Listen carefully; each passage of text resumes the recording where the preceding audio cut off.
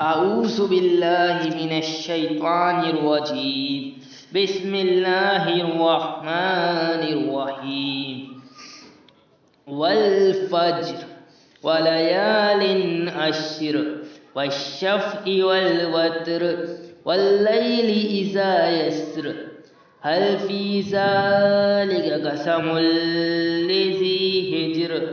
ألم تر كيف فعل ربك بآد إرم ذات العماد التي لم يخلق مثلها في البلاد وثمود الذين جابوا الصخر بالواد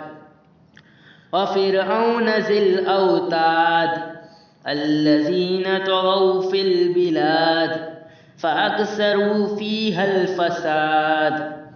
فصب عليهم ربك صوت عذاب إن ربك لبالمرصاد فأما الإنسان إذا ما ابتلاه ربه فأكرمه ونعمه فيقول ربي أكرمن وأما إذا ما ابتلاه فقدر عليه رزقه فيقول ربي أهانن كلا بل تكرمون اليتيم ولا تحاضون على طعام المسكين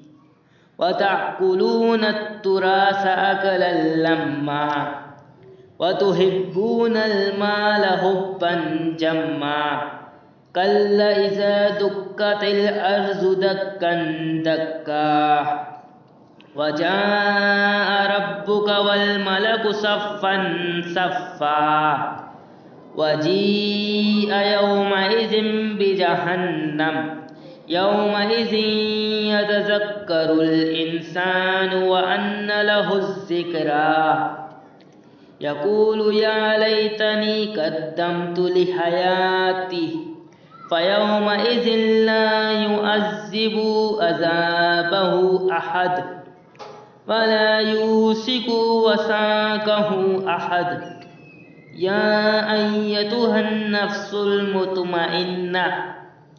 ارجعي إلى ربك راضية مرضية فادخلي في عبادي وادخلي جنتي صدق الله العظيم.